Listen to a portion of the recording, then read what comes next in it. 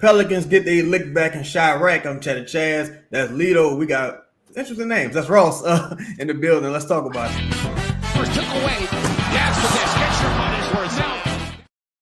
Yo, this program is brought to you by Scott Vicknair Injury Lawyers. Have you been injured in any kind of accident, car, truck, 18-wheeler, hurt offshore? Scott Vicknair handles it all. Give them a call, y'all, at 504-500-1111 for a free consultation. Yes, free consultation. They always fight for the win. Shout out to Theos. The Pelicans win today, so you know what that means.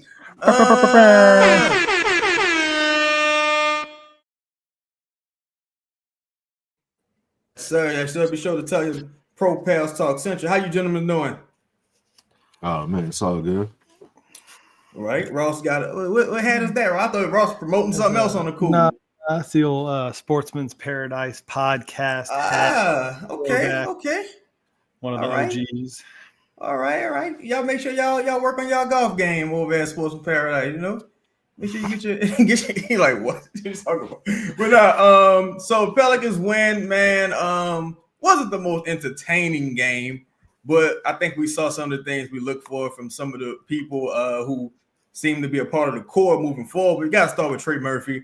9 of 20 from the field, 2 for 13 from beyond the arc, but 12 of 12 from the free throw line. Ended the game with 6 rebounds, 4 assists, and 20 points, 3 steals to chip in and a block. Only 1 foul, no turnovers. What do you guys make of Trey Murphy? Another quality performance, another 30-point game performance. What do you guys make of him so far in this stretch? I mean, he evolving. I keep saying that he's evolving, man. That dude he's just taking the steps, and it's like happening in real time, and it's really cool to see. For a player like him, I don't know, like sky's the limit. Like you would love to see what his game, translates to or transforms into. I was thinking about this while I watched the game. It may be a issue you have where Zion could potentially have so many lobs to Trey. Trey runs the floor and normally Zion is the receiver to pass, but like the way how athletic Trey is, everything like revolves around Zion, right? Like he's just getting easy buckets. He could get a couple of those a game. Like that's easy. Good. Yo, before we get to Ross, I want to shout out some of the people joining us, man. We got 157 people in there. Be sure to hit the like button. Share the stream, be a part of the community. You can join, become a member. You know what I'm saying? So shout out to Corey in here all the time. Shout out to Chung. Shout out to Reed. Shout out to Spectacular Insight. Shout out to Carlos. Shout out to DJ Pratt, Jeff Whitey, Carlos. Again, we got Von Surreal, Kalitos Way, Dr. Donald, as always. Shout out to everybody in the chat, man. We appreciate y'all rocking with us. So, Ross, what are you seeing, brother? Go ahead, Ross. I cut you off. What happened? No, but before we get too far into this show, Chung, we putting an end to this. Chung, we had a meeting. Chung, meeting of the minds. We're putting our foot down. You can't. We got to stop this nonsense. If you keep talking like this in the comments, we're gonna have to fine you. Like we're gonna need a super chat, or else you're gonna have to spend some time in the penalty box over there somewhere. This nonsense has to stop. This has gone too far. Hey, Chuck, that came from the upper management. Yeah, that's word from the top, Chuck. You gotta call we gotta put an end to this. we got some calls.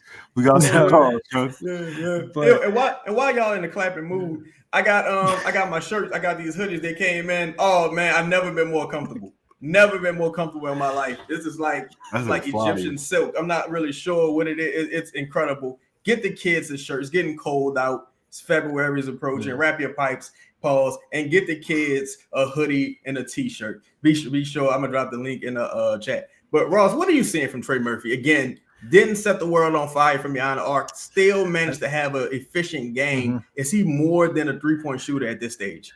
Yeah, and look, I'm glad you kind of teed it up that way because that was going to be my exact insight. Is like, can you imagine last year if we had said Trey went 2 of 13 from 3 this game? Like we would have never, none of us would have ever been like, yeah, still had an efficient 30 though, didn't he? Absolutely not. Like it wasn't a part of his game to where he could consistently get to the line like he's getting to right now. He wasn't attacking the basket in a way that would allow him to score 30 while shooting that poorly from three. And to be honest, he missed some good looks tonight. I mean, that 30 really could have probably been 42. Mm-hmm. He missed some wide open looks that he just normally doesn't miss. But his progression has been fun to watch. I mean, I know we joked about it earlier. It's like I think Trey is very quickly turning into the best like sidekick that Zion has had, or at least the best pairing thus far from a spacing perspective and from kind of a talent optimization perspective. And it's really happening by accident. So look, good on Trey. He's taking steps this year that I really didn't think he was capable of. Again, shout out to everybody in the chat. We got Justin Knapp in the building. We got our dog 5 in the building. Appreciate you. You know what's funny? Yes, today is my birthday. That's crazy. That's funny you said that. But yeah, shout out to everybody. Now my birthday in December. They say I don't know why people mad Zion set Pelicans set Zion to get him in shape. I don't know about that. I think he set himself. And it wasn't done. Yeah, and it wasn't done to get him in shape. That's just false. Shout out to Joey Silva. Joey Silva, check out my last tweet. You know, when I tweeted this and I was like, I'm gonna do this with my dog Silva. You got to go look at this schedule, brother. This is the soft part. Just like it was the soft part of the schedule for the Suns until they ran into Atlanta. And today and got destroyed. This is kind of the soft part for the Pelicans. Yeah, they got a couple more games coming up against Utah. But the Mavericks possibly without Kyrie and Luka, and then shit get real fast. Shout out to Buku Stat Guy, always in the building, man. I don't know, Chet. I mean, you're saying it gets in. You're talking about once you get into February, because the rest of January is pretty lean, right? Let me see. End of January. I know you got. We talked about this a little bit last game, right? You got Utah twice. You got possibly the Mavs twice without. Sorry about that. We got some water running back over. You got the Mavs twice, possibly without Kyrie and. You got them once. We got the Mavs in like 2 weeks, right?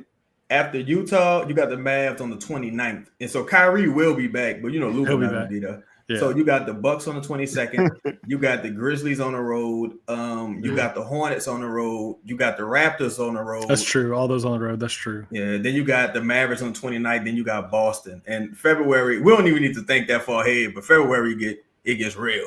But I say let's talk about Zion. Of course, what happened with the suspension. Came back, had 2 quality games tonight, another quality game. Played about 23 minutes. I think that leaves open the possibility that he could play tomorrow. 10 for 14 from the field, 7 rebounds, 9 assists, chipped in a block, had 4 turnovers. Got to get that free throw efficiency up. What did you guys think about Zion's presence on the court tonight overall? I mean, Russ, my bad. I think we're probably gonna say the same thing. yeah. So Chris just put he sent us a tweet. I don't know if y'all saw it, right? And that's exactly how I feel. I feel like I can't even enjoy that shit. It's not real. You know what I'm saying? Like, it's not real. The wheels gonna fall off the wagon. They're gonna fall off the wagon. It's gonna happen. He Will Smith dad on a Fresh Prince. He don't love us like that. I was gonna say kind of that. I mean, I thought he was great, but he was great in like the traditional Zion sense of it. Not that anything was done differently. Like this game to me really looked exactly how a lot of those games last year looked when we would complain and say this isn't really sustainable. Like as soon as Zion goes out, this doesn't look all that good. And I think that for me is the worry, is that this team is still so Zion reliant. And when he plays, yes, at times it doesn't look that bad. He's a difference maker. And you saw that tonight. Like he makes the other players around him look a little better. You're capable of beating the Bulls and the Wizards and teams like that, pretty easily when he plays, because he's the best player on the court. But the problem is you saw it even tonight a little bit when he goes out of the game. It just it can tend to crumble. We don't generate a ton of good looks. And I felt like there were times tonight where we were almost trying to kind of side-eye Tank by only playing him 24 minutes, because I really think if he wanted to have 40 tonight, it could have happened relatively easy. But really didn't play him much until midway through the fourth quarter. That was interesting. I think you make a good point, Chaz. I don't know whether that was to try and make sure that he would be ready to go for tomorrow. I don't know whether that's just like the way we're going to utilize his minutes now. I mean, you never know with this with this coaching staff. But I thought that was the only interesting thing, is that if he'd have played 30-something minutes tonight, I think this score would have been worse than it was. Yeah. Chad. Go ahead. My bad. Chaz, dog, I'm looking at Zion, and immediately, like, you see how dynamic he is. Mm-hmm. And like, it's crazy with somebody with such limitedness in their game, the way he's still, like, he's just lightning. He's dynamic. He is, like, in if you think about the full scope of him, you like, damn, all I gotta do is just build a wall. Like, you know what I'm saying? Like, he's just that type of, but you can't. Like, you can't even build a wall for real. It's not, the rotation isn't quick enough for him. He's so athletic. And I'm saying all that to say I hate it. Right. I know what you mean. hate it. Because I can't depend on it. Oh, yeah, almost. Yeah, Willie Green is it's pitiful. The Lito, the one that gets me, it's just, and I know I'm saying this, and I'm acknowledging that it's easy for me to say this, but it's hard in practice to stop it. When someone fouls his left hand when he's in the post, clearly turning over his right shoulder to just do that kind of left-handed flick, and they foul him, it almost, like, I would, I think as a coach, I would pull you out of the game. Like, if you allow yourself to foul as a big in that situation, I think I just had to pull you out the game, because it shows me such little defensive IQ that you can't be out there. The funniest thing, I see stuff like this. Shout out to K.O. Porter, and I respect his opinion, but I never really necessarily agreed with this notion, just because in his entire career here, it's never been an ideal situation with teammates.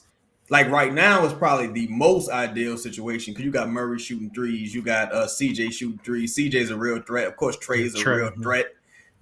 Whereas I'm like, this motherfucker's he's been really good in the worst situations, like in the worst possible offensive situation. So I can imagine if the floor actually had, power by 4D energy, y'all make sure y'all grab a can of that. Never stop moving, never stop believing, for sure. You know what I'm saying? But focus, perform, recover, repeat. Yes, sir. I'm about to say you can wash down a blue chew with that. But so the reason I say that is because I'm like, when I look at it, it's like, all right, we all know what this guy want to do. We just can't stop it. And I feel like with players like that, you just maximize what they do well. Like, he did a bunch of shit tonight, like, for his shooting middies, this thing. I think his first jumper was actually a midi, and he actually made it. So that'll probably encourage him to shoot more of them. But to me, I always look at, like, all right, it's two ways you win right now in the regular season. That's at the rim and from behind the arc. If you got a historically efficient guy at getting to the rim, just make it easier for him to get to the rim at this point. If he start knocking out his free throws, even better. But all that to say, yeah, to me, nothing's changed. I still would be looking to, like, I really hope that the draft works out. If it doesn't, I really hope that they find a trade this offseason even if you keep Zion, to just go get that real deal person at the 2 or the 4 or at the 5. I mean, Chaz, I saw that player play tonight. Oh yeah, hey, we can talk about Zach Lavine a little bit if y'all want to speak about that. But first, we're gonna segue from Jose to Zach Lavine. I want to give Jose some props. He had a really big fourth quarter. I think he went 4 for 4 from behind the arc in the fourth quarter. Went 4 for 8 overall. Chipped in 3 rebounds, 3 assists, 1 steal, 12 points. What do you guys think about Jose's performance in the fourth? those 2 threes were, I think, the difference in the game. Because it was kind of back and forth, and then and Zion hits him in the corner on what I think was the second chance, or Trey I think kind of had fumbled it and kicks it back out, and Zion made a real good pass. And then that very next possession with the around the back. Look, it's no secret like what Jose provides. It's energy, it's effort, it's like stuff like that. He's a ball of fire, and when he knocks those type of shots down, I think like it's different. Like everyone making a three is not the same, right? Like if Javonte, like if Javonte Green has to shoot one of those and he makes it, it's not the same energy infused throughout the team as it is when Jose makes them. That's just like just watch the games. So no, I thought he was great in that spurt, and those 2 threes were massive. This is not. I'm about to pass to you, Lito, and this is not to take away from what Jose did at all. I thought Jose had an incredible foot. I was watching the Warriors game last night, and Chris Boucher just had one of probably the greatest 4 quarters I've ever seen. And I was thinking to myself, I said, man, if I'm Steph, I'm not. I walk in the back, and I walk into the locker room and say, look, if Chris Boucher gonna do that, it was just in the cards for us to lose tonight. Like, don't you ain't got nothing to be ashamed of. This shit happens. Lito, what do you make of Jose's foot?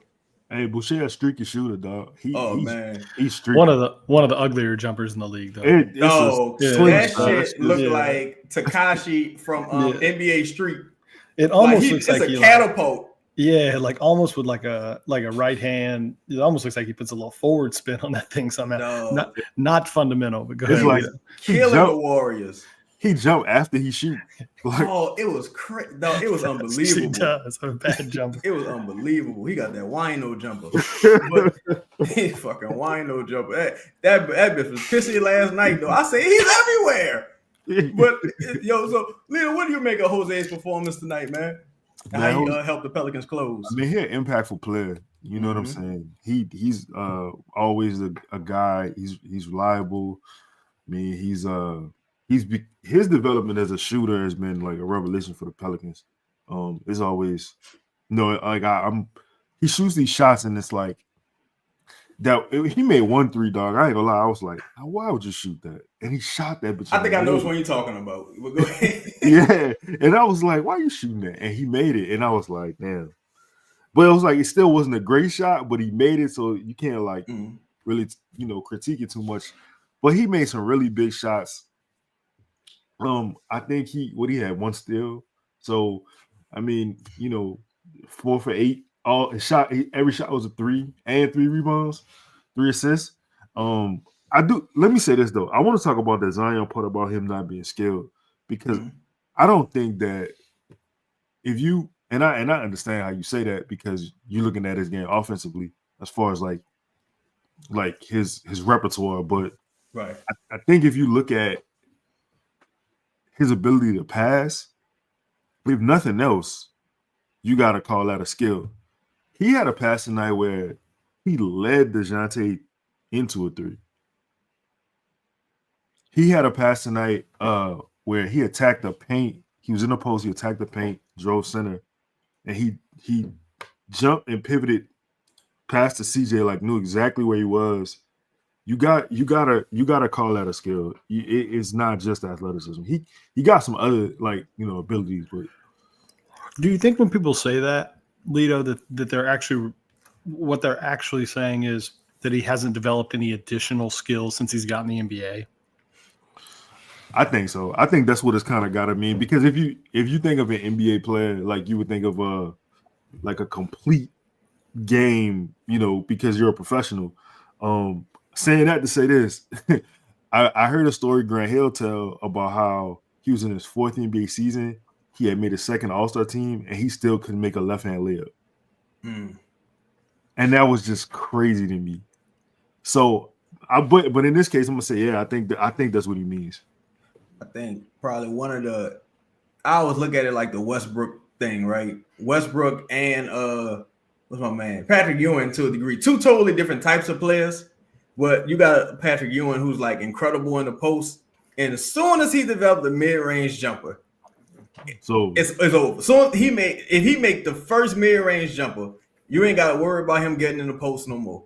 And like Westbrook, as soon as Westbrook started hitting that pull-up mid-range jumper, like him attacking the rim like violently, how he's doing now, it all kind of went away. So I just say, man, look, just maximize what you're good at and hit your fucking free throws. Learn how to get to the line more. I think that's like, again, you see Trey with 32, 12 free throws. You could get to the line, you finishing above the rim, finishing violently, initiating contact. You get to the line, now you're talking about affecting the game on a whole different level. I think that's what makes clutch players clutch as well. Because one thing Shea gonna do, Shea gonna get to the line in the clutch. I find players that are able to get to the line at will, it's almost demoralizing in the same way. Yeah, like Steph Curry hitting step back, running around hitting step back threes and just nonstop. It's demoralizing in a different way, but it's similar because it stops the game. They get 2 free points, and there's not a damn thing you can do about it. And somebody's in foul trouble, and it just creates such a variety of problems. If Trey's going to be able to continue to progress as somebody attacking the basket, and Zion can do a little more of that, and you've got 2 players that are constantly putting pressure on the rim, picking up fouls, and hopefully, in Zion's case, knocking down free throws. It can create some problems, I think, for teams moving forward. It's My like, fault. oh, you Go ahead. No, go ahead. I'm about to say it's like driving with the police behind you. It's like, fuck, you're so worried about fouling somebody or making a mistake. Now you are. You're going to foul them. You're going to make a mistake, and now you're nervous about it. Go ahead, Leo. You about to say something? No, I was going to say, can you? What is it? What was the question? I was actually about to bring up. I was about to transition to the Lavine topic, but I was just saying in passing, we was talking about how Trey getting to the free throw line, and even without being like effective from behind the arc, to me it just kind of changes how you can even build this team. If this continues, it's still a small sample. You know what I'm saying? If this trend continues, then now you're not looking for a super on-ball dynamic player to put next to these guys. Now you're just looking for, a really solid role player. You want comment on this, Ross? Say David Griffin needs to be. Go ahead. Yeah, well, I mean, I agree with the Griffin needs to be fired for this roster thing, but I don't necessarily agree with CJ looks off with Zion. I mean, I thought for 60 games last year or whatever it was, CJ and Zion looked pretty damn good when they played together. CJ was knocking down open 3 after open 3, shooting 10 of them a game. I don't think it's those 2 guys. I think it's just the lack of continuity of the ancillary pieces, like playing together. Trey was hurt to start last year. He was hurt to start this year. He didn't start last year because you had Brandon and Herb.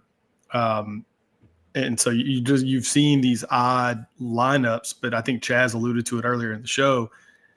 You actually have a starting unit right now that sort of makes a little sense. With Trey and CJ being elite floor spacers, DeJounte how many threes did he take tonight? I know he hit at least 4, right? Yeah, he went 4 for 11. Yeah, if you've got DeJounte shooting threes and making even a reasonable percentage of them, it's going to open things up in a way that I don't know that we really had in the past. So I wouldn't just totally write off the CJ and Zion thing. I don't really agree with that. Shout out to Brian. He said, imagine Trey was given the chance to do this 3 years ago. Opportunity cost, man. William killing development. I think to me, that was the most disappointing thing about tonight, where just because you say to yourself, damn, if they could have got this trade right in the offseason, and I mean, you still would have had the health issues, but the outlook would be better. You know what I'm saying? Even your outlook, boy, next season, we hit this draft. That's going, we're 1 or 2 pieces away. But now you still have the same questions you kind of went into it with, where does Brandon fit in this equation? Where does this person fit in this equation? Being like Herb or someone of that nature when this team is fully healthy. I think we kind of got our answer more or less, but it's still such a small sample size with Zion. It may not be fair to come to that conclusion, but I don't know. I got my answer. Yeah, I'll never that's one thing I'll never forgive Willie for. And it was the way that he made it more difficult on Trey, even when it was obvious what should have happened, right? You just go look at the end of last year as like the most prime example, because some of this started with Trey at the end of last year. If you recall those, the game Justin calls the Ross game, but that Laker game, if you go where Trey didn't start, right? That was the game where Brandon came back, all this bullshit. Go look at the 4 or 5 or 6 games before that, what Trey Murphy did. Like, go pull up that game log when Trey Murphy was starting and was playing with Zion. Go pull that up. And you'll see that what he's doing now really had started to begin at that point, because he was ripping off 28 point, 30 point, 24. It was a game. I think he went crazy against Golden State. I think maybe even in the game before the Lakers. So this was that part specifically in reference to Trey. It was a disaster by Bill Green. He blew it. That's why I called it luck earlier. He got lucky with Trey. Oh, let's pivot to someone who could be a potential Brandon Ingram target. Saw Zach Lavine tonight. You know, I shout out to Ryan. Me and Ryan was talking earlier. I was like, man, Zach Lavine looked like he pressing like this. This is an audition in the first half, because I'm like, I've never seen Zach Lavine play like this. He's just blowing layups, just looking crazy, taking these super erratic jumpers. And in the second half, he kind of put it together. But what do you think about a guy like Zach Lavine on this roster? This is totally hypothetical. We spoke about this in the past, so remember, y'all heard it here first. People be biting our rhymes and shit. It is what it is. When you're the best, what can you do? So drop a bomb on that. You know what I'm saying? When you're the best, what can you do? So Ross, we've spoken about Zach Lavine. What do you make of the addition of Zach Lavine to this roster? I'm gonna kick the Lido, because you seem like you had some good things to say during the game. Yeah, man.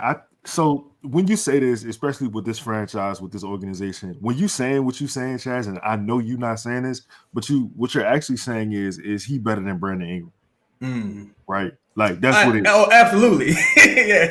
yeah. That's what that's better fit, and I would say a better individual player. Yes, that's what you're saying when it comes down to. I'm gonna say this. I don't know who's better. I think that Brandon might be all around better, a better player. But as far as like just scoring wise, I think Lavine is like you've never seen Brandon go on these sporadic streaks like Lavine does. Like Brandon will, score buckets, but like I think for this team specifically and style of play wise, like he would be great here. I hate the contract, and he's just as healthy as Brandon. So he's healthier, much healthier. I don't know. We were talking about that last season, right, Lito? Yeah. Man, I had to go look. I was like, oh damn, Lavine played a lot more than Brandon. Yeah. I mean, he just the athleticism mixed with the shooting. Yeah, it'd be so good for this team.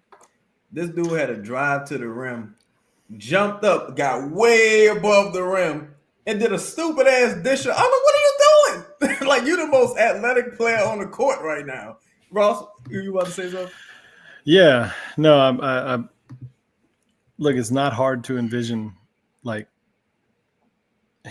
Lavine out there with Trey Murphy and DeJounte or CJ and Zion, and like it adds to your level of athleticism. I think it would, depending on who he's in for, it gives you a little more creativity. It certainly gives you more spunk in transition, because I think he's a totally different type of player in transition than DeJounte or CJ. It would make you certainly a more athletic and fun team. If you can find a way to make the money work. I can make the money work this year real easy. No questions asked. I could make that deal work. You would really, but what you'd really be doing is getting the long-term replacement for CJ over the next couple of years. And it would, I think, again, it would be sort of addition by subtraction in regards to Brandon immediately. And I think it's a deal the Bulls would take a long, hard look at, because they want to get out of those last couple of years of Lavine. That team's not going anywhere. The question would be, would you what else would you have to give them, if anything, in a Brandon for Lavine trade? You might be muted, Chaz. My bad. We got 332 people in here right now. We had like 112 likes. Can we get the likes up? I mean, hit the damn button. Let's hit the. Can we get a drink? Get some bitch ass. Like hit the goddamn like what? You know what? I'm gonna play this on loop until y'all hit the motherfucking like button. Hold on, we about to play this on loop. Kevin Samuels used to do this. Recipes, Kevin Samuels. Hit the like button, man. Let's get the likes up.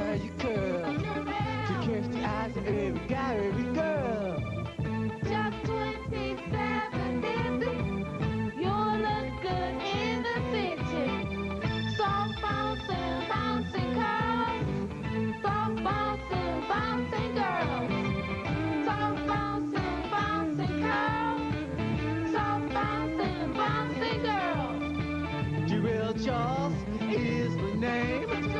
Jewel Curl is my fame.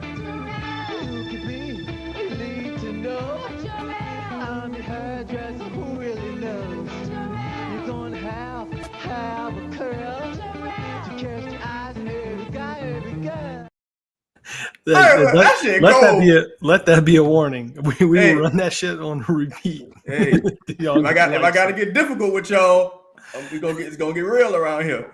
But yeah, so Ross, what trade did you have in mind when we're discussing the Zach Lavine? What potential trade did you have in mind? Yeah, I mean it basically for me looks something like Brandon Ingram and salary filler for Lavine, like not long-term salary filler, but you know, call it Brandon and Hawkins for Zach Lavine, right? Okay. I mean, I think that gets the job done from a salary perspective. It's just would the Bulls do that, right? I mean, Brandon is, you know, I don't know that maybe they take a look at him for the back half of this season, decide if they want to do something there moving forward. But it gets them out of, call it $100 million of future Zach Lavine salary, right? The next 2 years, which they've been trying to get out of. The problem is, do they feel like they need some compensation, right? Like is half a season of Brandon and Jordan Hawkins enough compensation? Or are they just looking for salary relief? Like if you're just looking for salary relief in a second rounder, like, you know what? I don't even necessarily, and it's funny you said that because we actually, the 1 second rounder that we have is theirs, if I'm not mistaken. But right.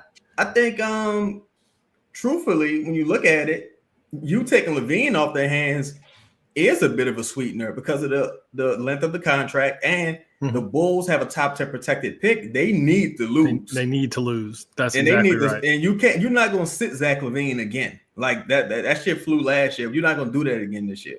At this point, you have to lose. And look, and they're still Chicago, right? If you look at their cap sheet, like they have no salary, even with Zach Lavine. Yeah. They have no salary on the books for next year, like $130 million or something. If you take Lavine's 50 off of there, you're talking about like damn near 2 max salary slots. I mean, they can, if they want to go that route. And so I think it certainly would open up options for them, but most notably it should make them worse for this year, which I think like has to be paramount. So I don't know. I find it interesting. You would have to then turn around this offseason and move off CJ. Oh yeah. I think that would be a given also. And hey, if you could potentially, and that, like you mentioned earlier, they're all moves that get you out of the tax, and you could generate a roster spot.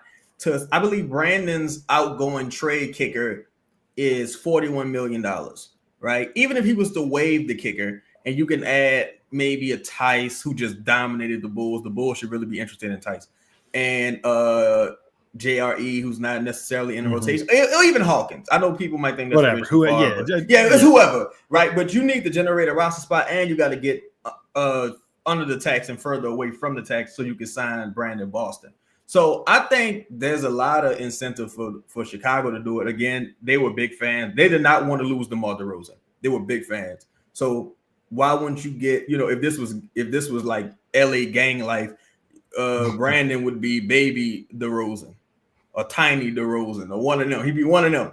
So hey, y'all could get a younger DeRozan at a fraction of the cost. You know what I'm saying? He's entering his prime. Let's do it.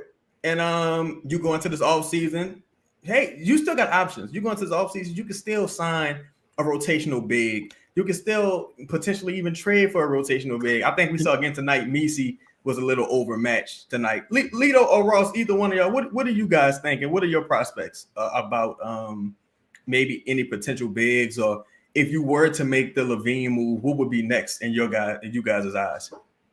I'm with you. I think you move Lavine. I mean, you get Lavine, you move CJ.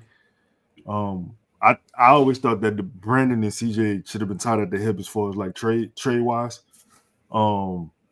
Just because of the timeline of it, not because it, and the thing is, it's not CJ's skill, it's just the timeline of the team would change a little bit depending on who that player is you trade for. I really do like. I mean, you gotta. I think you would need a starting center for sure. To still develop Misi. I think you got to figure out, in my opinion, like if Herb's value is still high, I think I might potentially move off that too. Let me ask you this, Lito, because you brought it to our attention when John Collins, he's still shooting above 40% from beyond the arc. What do you think about targeting someone like John Collins, like still, like during this season? Because we see with Misi that, Misi, he's a rookie, so he's still developing, his game is growing, but you still kind of, I would be nervous going into next season with Misi as the lone center on this team, or even like the starter on this team. Do you think a guy like Collins, who has started at the 5, would be a quality co-starter with Misi? Like maybe he starts at the 5, subs out for Misi early, depending on the matchup, because he's a shot blocker as well. What do you think, Lito? I think he's been on Griff's radar for the longest time anyway. I mean, we heard a whole bunch of stuff before he was traded to Utah about him potentially being involved in a deal here. So I think he's a guy that Griff finds intriguing as a player. Personally, I think he would be. I think he's a bit undersized to be a full-time center. However, I think that if you had maybe a 2-3 center rotation where John can get the majority of the minutes, you let Misi develop, and then you had whoever center there as a stopgap. Use his 6 fouls. Then, yeah, I mean, I like it, man. I think John can't stretch the floor. He's still super athletic. I think that's somebody the Pelicans should be interested in. Okay, Ross, what do you think of? Like, who are some center prospects that may be available on your radar? Yeah, I mean, well, look, it depends. Like we've been spending all this time talking about like Zach Lavine, right? If you do something like that, money gets real tight. So you'd probably be kind of in the bargain basement, or you'd have to probably use your pick this year to go maybe take another center, right? A different skill set or something. So, I mean, which I think is perfectly fine if that's the route you go and you drastically upgrade the guard position. If you don't do that, I don't know what kind of money you'll have in free agency. I still like a guy like Miles Turner in like a sign and trade type situation. I think he would be like a different skill set to anything that Misi can do, but he can still block shots.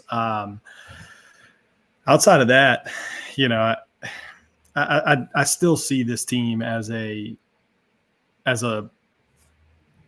golly, I hate to use the phrase, but like a figure it out at center situation because of the financials. You're going to have to find the right. That's why I thought Walker Kessler was so interesting, because he doesn't make shit.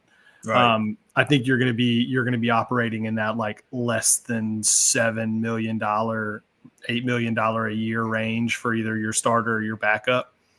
And when you're in that range, you're kind of working around the edges. I'm going to be honest, man. I think in a situation where I think what Herb's due to make about $12 million, I think in a situation like that, if I could kind of decrease the cost of that at that position and Hawkins' position, if I could like replace Hawkins with Antonio Reeves, and I think with Herb, of course you can't replace, it's not that easy to replace an all NBA defender, but I think you could do a decent enough job. If you get the right center, then losing Herb matters a lot less. If you replace him with the right starting caliber center, I think losing Herb Jones and Hawkins matters a lot less, like truthfully.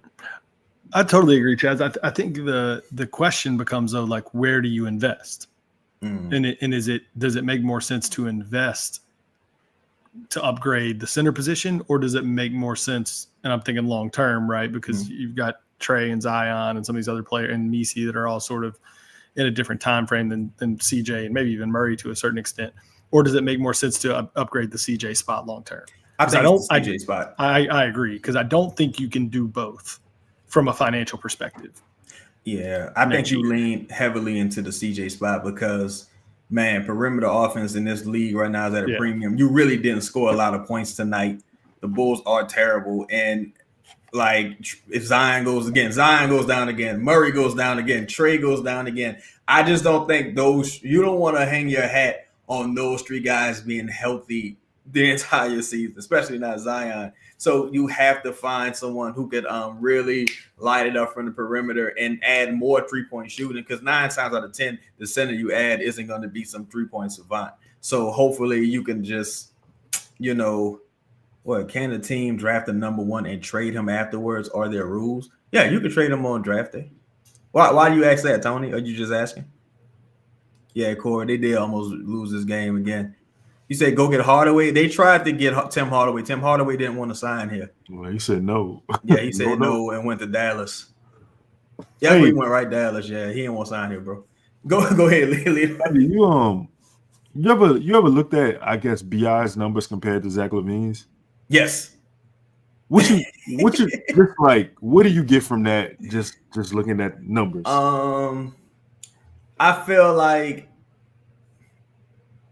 like points matter differently I think every 2 points isn't the same, right? Every 2 points isn't the same, and every 3 points isn't the same. So I feel like I have seen Brandon hit some huge shots in close games, especially in that first season. When Zion was out, and he had 49-point game against the Jazz. Had a great game that playoff year against the Timberwolves, hit big shots.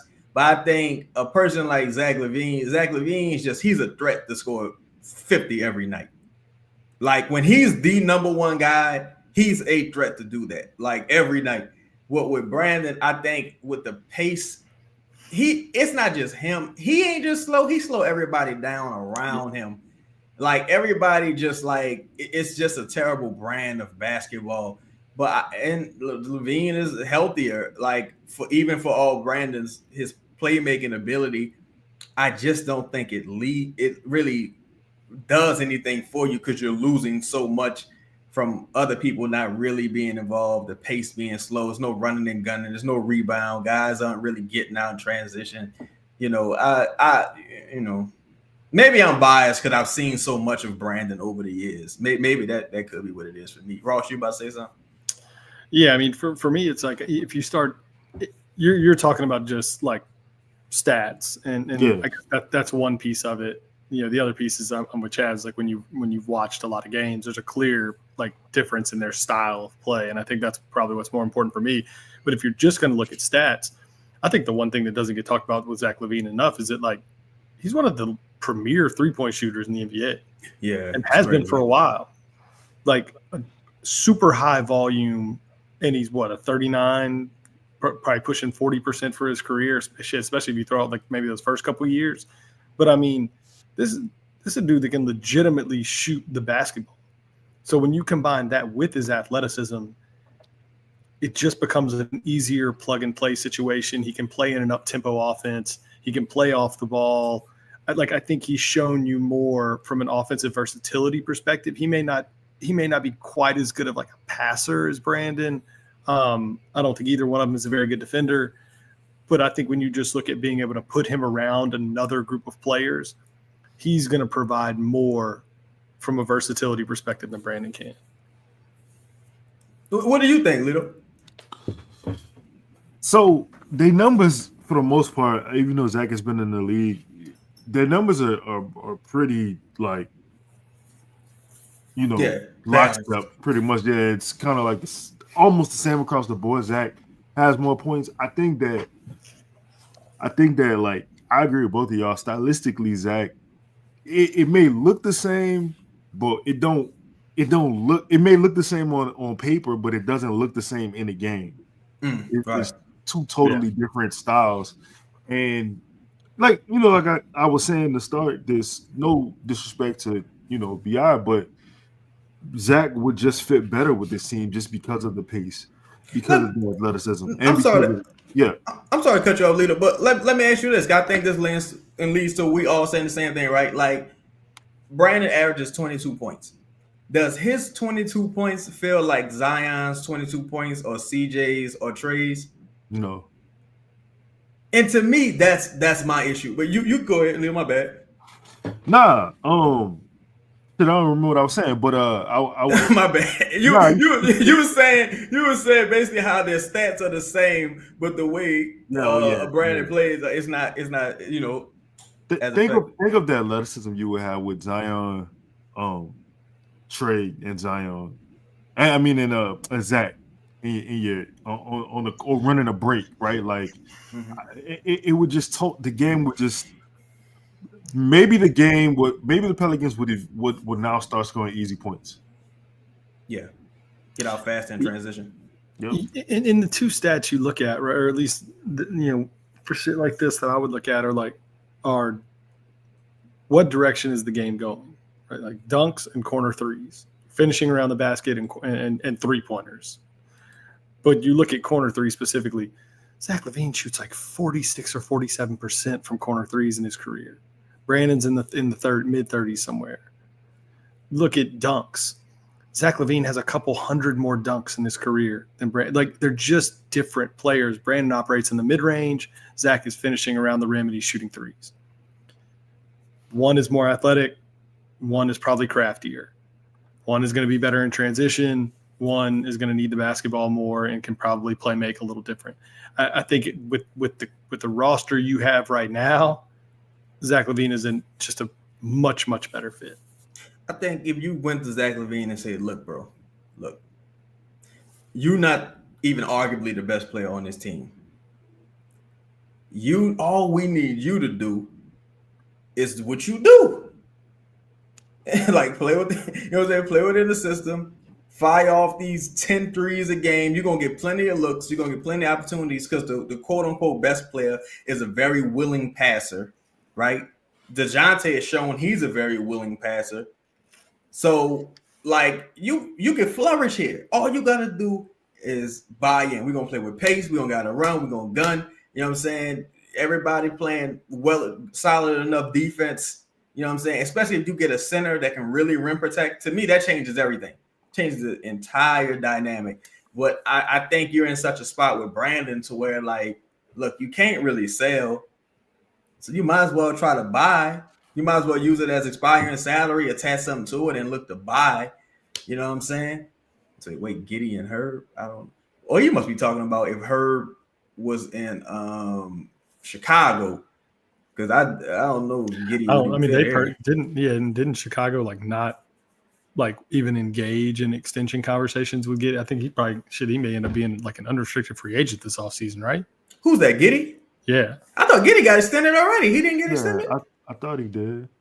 Oh, man. I must be tripping. Because they was like, we see him as the point guard of the future. And if I'm Zach Lavine, I'm like, y'all really trying to get me the fuck up out of here. Maybe it's Patrick Williams who got extended. Patrick Williams got a bad deal. He got his deal terrible, bro. Yeah, he got like 4 years and like $75 million or something like that. Bad, like, and it's totally unjustifiable. All season he been like in and out of the starting lineup kind of because he like, well, we got this dude Ayo and he really balling. He got a strained calf right now. But he's like, yo, Pat, we don't really know. That's a situation where you drafted a dude.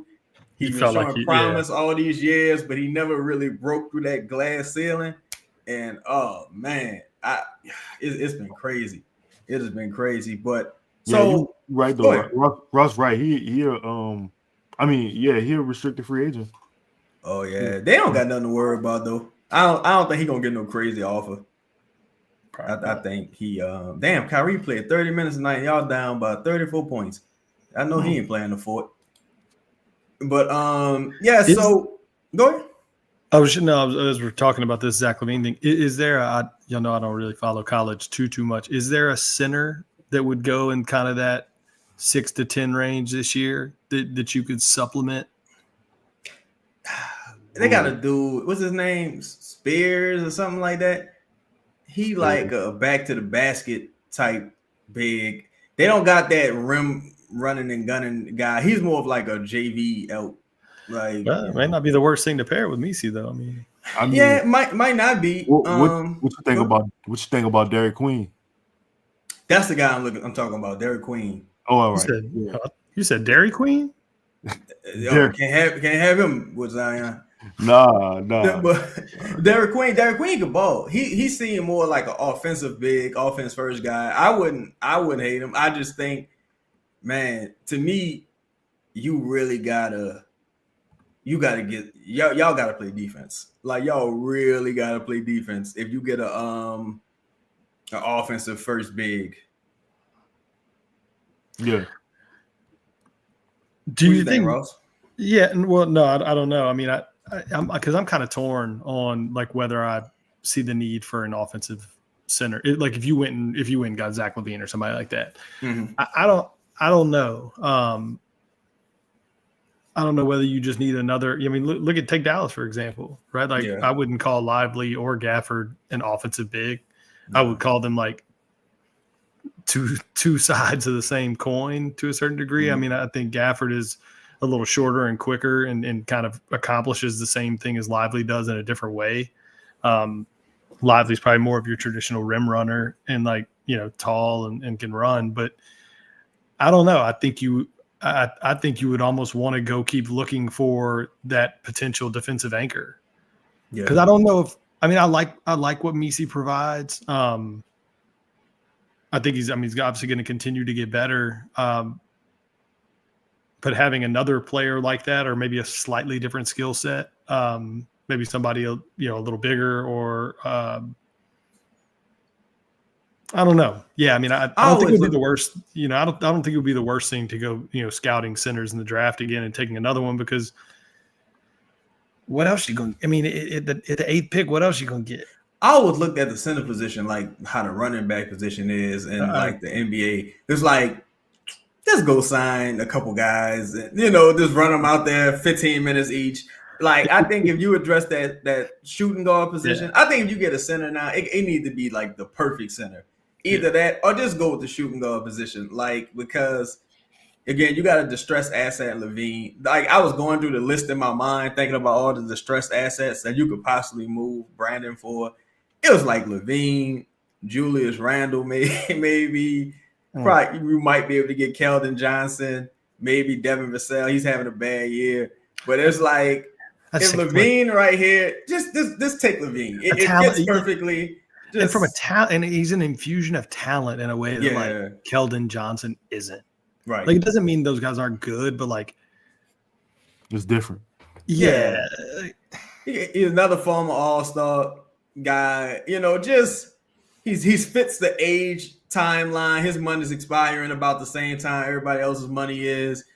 That's just go for it, dog. Like, this would be you going for it, like, in my mind, because he's the best you could get. It's the same situation as a CJ deal, in my mind. But y'all want to get to these fan questions? Yep. Let's do it.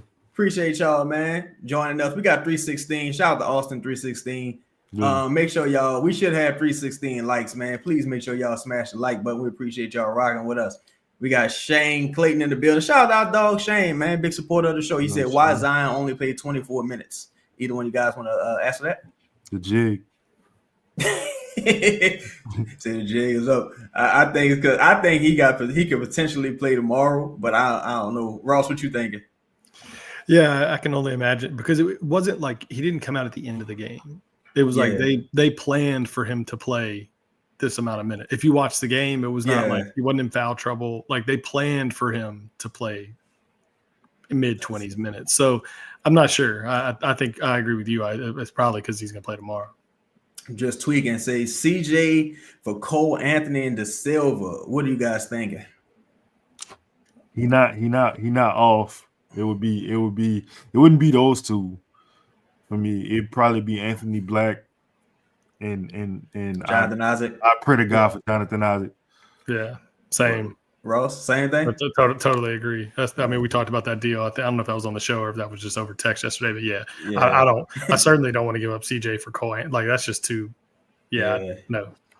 I ain't gonna lie. You get, man, but see, Isaac, he playing this year, but if you get Isaac, you really can move on from her, to be honest. But, yeah. KO Porter, he said throw BI in the rotation and be blowing teams out. Probably with the second unit. If Brandon was playing the second unit, you could probably I'm trying to think whose minutes he would take right now. Of course, yeah, I would play Brandon over Brandon Boston. Yeah, but Brandon would have to be in the second unit, bro, because I don't think this team would be who you taking out the starting lineup, Caleb Porter. Like that's the question. Like we kind of saw Brandon already, you know, but To be fair, he did say in the rotation and not the starting in the line. rotation. So, Yeah, that's true. that's You fair. didn't say. That's Yeah, fair. I think last season with the second unit, Brandon was killing teams with the second unit last season because he playing with Trey. He's playing with like the shooters more or less. Shout out to Rachel. We got Rachel in the building. Say Justin on no back to backs, huh? Man, hey, we'll see. Damn, Nap, that's cold. Questioning my man work ethic. Ain't that's cold, Nap? You see, he said Javante. Shout out to Luke LeBourgeois. He said Javante showing how easy Herb is to replace. Yo, I ain't gonna lie. When Herb went out, we was texting and I was like, damn, it's fucked up. We might start winning now. And I think Justin was like, come on, Chad, they gonna play Javante Green. And I was like, I don't know. If Javante Green playing the best Javante Green could possibly play right now, he just a bitch. Like, damn, Justin is work. Justin, he remote work. Yeah. Just, he's in the background. Yeah, in the background. We got Jeffrey Finney's always in the building. CJ is trash. Stop it. CJ will give you 50 and shoot 4 for 20 for 4 games later. I'm 60 and CJ cannot stop. Damn, I didn't know you was 60, Jeff. Shout out to Jeff, man. Shout out to Lion. Because ain't no way you think you about to get past CJ. I'm sorry, Jeff. I can't. You know what? Fuck it. Set it up. DraftKings, set it up. Yeah, now I gotta have it, Jeff. 60 and you're 60 and you're not getting by me. Hey, like I used to say I could beat Dyson Daniels. I know what I said. I said I ain't gonna score on him, but I know he can't score on me. Dyson Daniels averaging 12 points on 12 shots right now. Y'all was talking all that shit about Dyson. Dyson stinks still. That's crazy, bro. Quincy Harvey said, y'all think we can get D-Book from the Suns? The Suns are worse than the Pelicans. Hey, man, I think this all season, you put some picks together. Like, let's say your pick land 4th or something like that, and you got some salary you can put together. Hey, potentially, if you don't move CJ or if you don't move Brandon, maybe a sign and trade. It's a possibility. But the thing that's scary and would make Zach Lavine such an attractive trade target is for Booker, Fox, any of these guys, you ain't got more to offer than Houston. You can't offer more than OKC. Even the Spurs might, have more than you. So Zach Lavine might be the best you could do real tough. Fire on the bayou. Say, bro, Trigger is a legit number one option. Dude is a flat out young Raptors T-Mac with prime Reggie Miller 3-point threat, and he's added dribbling and slashing to his game. Enough about Zion. Trigger is the future. How y'all feel about this? That's a hell of a praise. This is the problem with Pelicans fans. It is oh shit. There's never like a real. This is the same as them saying, 2 weeks in comparing Messi to Hakeem Olajuwon and whoever else they were comparing him to. It's like Trey is playing unbelievable. His game has progressed. He's adding things to his offensive repertoire. Like everything is great. Like he's playing awesome. But a legit number one option on a team that's gonna win something. I don't know. I don't know if I'm ready to say that. I think he's playing great. He's showing like that he could be an all-star someday. I think that's all great. But like T-Mac with prime Reggie Miller 3-point, like you're basically saying that he's a no doubt Hall of Famer. I think best case scenario for Trey is in the Scotty Barnes realm of star player. Wow, for real? I say that because I was watching Scotty Barnes last night, and I text you. I said Scotty Barnes might be the only player I would hesitate like a little bit because I just hate Scotty Barnes' game. But I say that because one of the lower tier all-star star players, if he's the best player on your team, you're probably in trouble, like how you kind of see right now with the Raptors. But if he's a complimentary piece, third option, depending on how good your first option is, Yeah. man, you could be a dangerous team. We got Yep. LeJean Hunter in the building. Has anyone reported on Brandon's timeline to return? You guys heard anything? They act like Brandon don't even exist. Oh man. I mean, He was shit. back there horsing around on the bench today, but I don't know. I hadn't heard anything from a timeline. Yeah, I think he will come back because I had got shot in the shoulder, and every time it rains, this shoulder hurts. So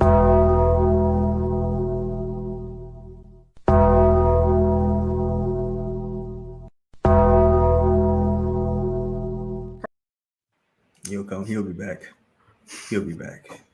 Fire anybody you can say Trigger better never come off the bench no more ever. Yeah, I agree wholeheartedly with that. For real.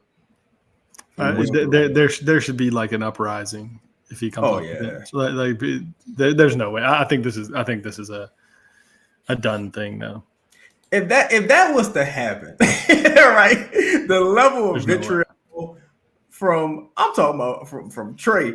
I think people would be shocked to see like how angry a motherfucker get if something like that happens. Yeah, nah, that I feel very comfortable that that's not happening.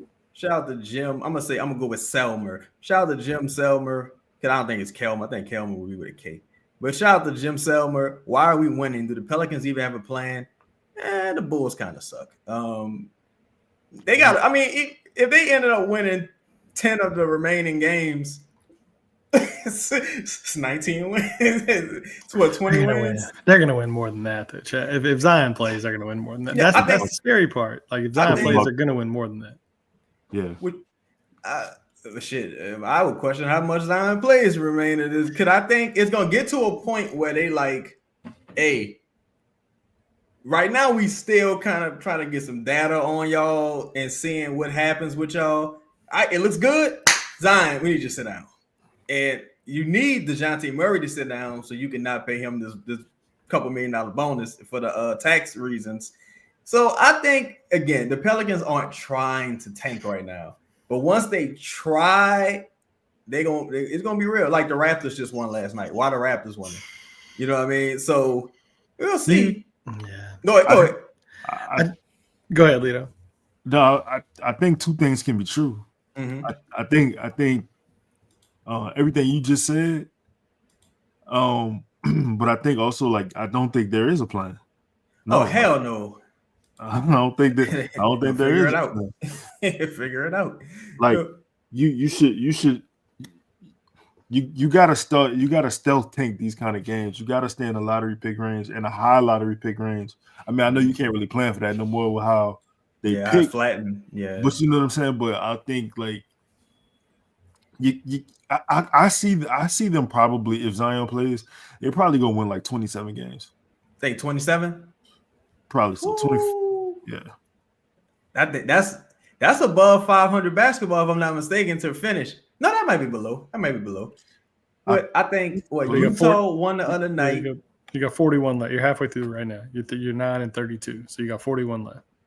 Wait, I thought we won 10 games. We 9-32. Yeah. Jesus Christ, the Jazz got 10 wins. This team sucks. Y'all fucking suck. God damn. That's embarrassing. The problem is like Utah is trying to lose. Yeah, Utah ain't giving that pick. They're not giving up that pick. Oh, Utah is going to do what they got to do. Like they're already needlessly sitting down players that are not hurt. I think all they got to do is take Colin Sexton out the game, and it's totally over. Toronto, Charlotte, and Washington, and I think Brooklyn is about to go on a nice little losing streak too. So I don't know, man. If you can stay in those bottom six. Maybe. I just look at that just the rest of that I just look at that February and that March, and it's just like, yo, I think even if y'all was trying, y'all would have to, because in my mind I'm assuming CJ's gone. Look at that. I'm assuming CJ going, right? And I'm assuming not that he matters much, but I'm assuming Brandon's gone, right? So I'm like, okay. You better see the best Zion you ever seen. You will win some of these motherfucking games because you played Denver like 2-3 times back to back. You played the Kings back to back, and the NBA did a great job. The NBA got too much faith in the Pelicans, though, because the NBA, you go check out the last games of the season with the Pelicans. It's everybody who like in that play-in like fight. It's like why y'all keep thinking the Pelicans about to be like playoff contenders? But we got just tweaking. He said Misi is the African Rudy Gobert. Oh, don't disrespect Rudy like that, man. No Don't comment. disrespect Rudy like that. You know Rudy's a French. You know Rudy's African. He's just French. Some Right. some nationality. Right. But you got Trigger in the joint again. You say Trigger earning that contract. How often has this happened? This is somebody who know Trey. This is somebody who knows Trey. Because you keep calling him Trigger. This is somebody who knows Trey Murphy. Trigger earning that contract. How often has this happened? Show yourself, yeah. Fire. Who are you? Pels front office. Show Trigger yourself. got better under Willie Green. Trigger doesn't get plays ran for him. Trigger's a superstar with the right coach. Hey, man. Hey, you know what? To Fire on the Bayou, to his credit, I ain't never seen Trey Murphy with a good coach. Like, again, this is all he knows. So he might be way better than this. Like, truthfully, fuck. To be real. Yeah, I don't disagree with anything he said. Like getting better under Willie Green is that's why I said earlier it was just luck. Like they got lucky because it sure didn't get any help. Yeah, it's like swimming with Jaws. He say, Jeffrey Phoenix back in the building say Ross CJ is only wanted by the Pels. I have watched CJ for years and he has always been inconsistent. CJ dribbled more than Harden did. I don't know about that. He sent this to me. He said, Yeah, he said Ross, attention. Comma. Yeah. Ross, shit. comma, bitch. Right. See, I've watched CJ for years. Yeah, okay. I mean, I don't. I disagree with all of it. In fact, all of it. He's not, and it's pretty much a matter of fact that he's not only wanted by the Pels. I also have watched him for years. What you think about that? Newsflash, pal. Yeah.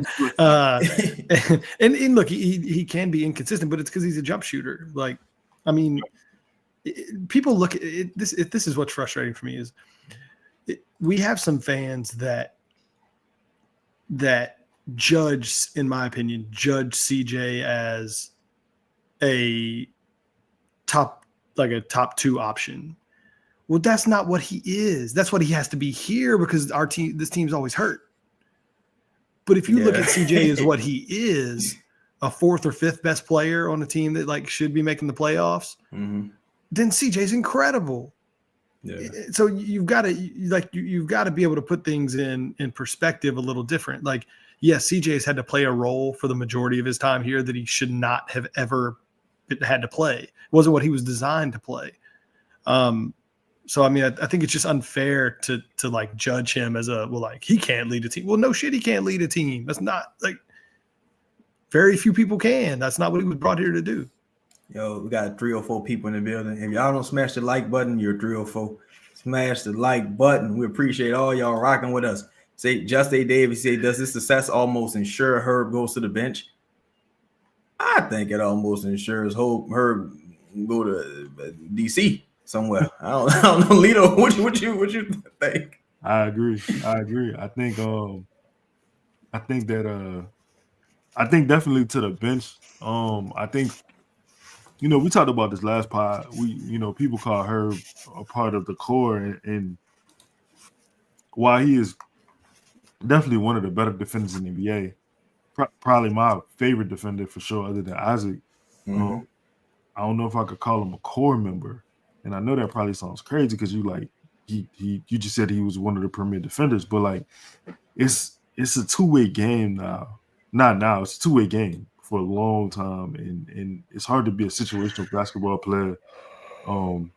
I don't ever think he's probably gonna shoot 41% a game for 3.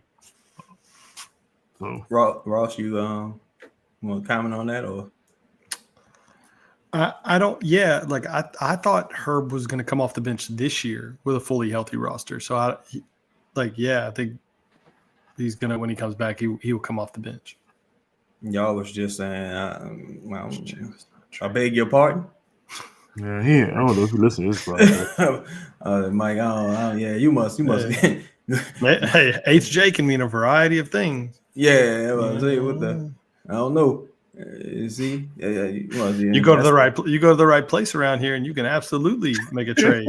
Yeah, shit. What the hell? He said we got Lou in the building. He said when people say Zion has no skill, see Fire, I can't give you another. I can't do it, Fire. It's too much. He said when people say Zion has no skill, they're talking about a bag like Kyrie or Harden. But if you say he doesn't have a skill, you're a challenged human. He definitely ain't got no Kyrie or Harden bag, but I think he finishes like Kyrie. But Harden just a bigger animal. You know what I'm saying? Either one of those guys. We're gonna go to Kill Porter. He said, y'all think they bringing the starting big or we rolling with Eves, fellas? I mean, I feel like we've been saying this whole pod. We hope they should get a starting center, and that's not nothing to do with Eves. I want him to continue to get on the job training and develop. But if you really trying to win, I think you. Okay. We got you say what they say? Bulls gonna want Herb and BI. Let them wear our princely robes. Like, go ahead, fuck. All right. I mean, cool, go for it. I mean, can I change this what you asked for too? But yeah, that's what's up. Say who would be the greatest return to trade? Herb, BI, CJ. I am open to trading Zion. I say. This is Frankie and Johnny's, a place that lets you have it with no problem. I'd like to buy a bedroom set. Do you have any credit? No, I receive Social Security and welfare. You have to see the special man. Let her have it. With no problem. I'd like to buy a living room set. Do you have any credit? No, I filed bankruptcy. You have to see the special man. Let her have it. With no problem. I say. It's one of the greatest commercials in TV history.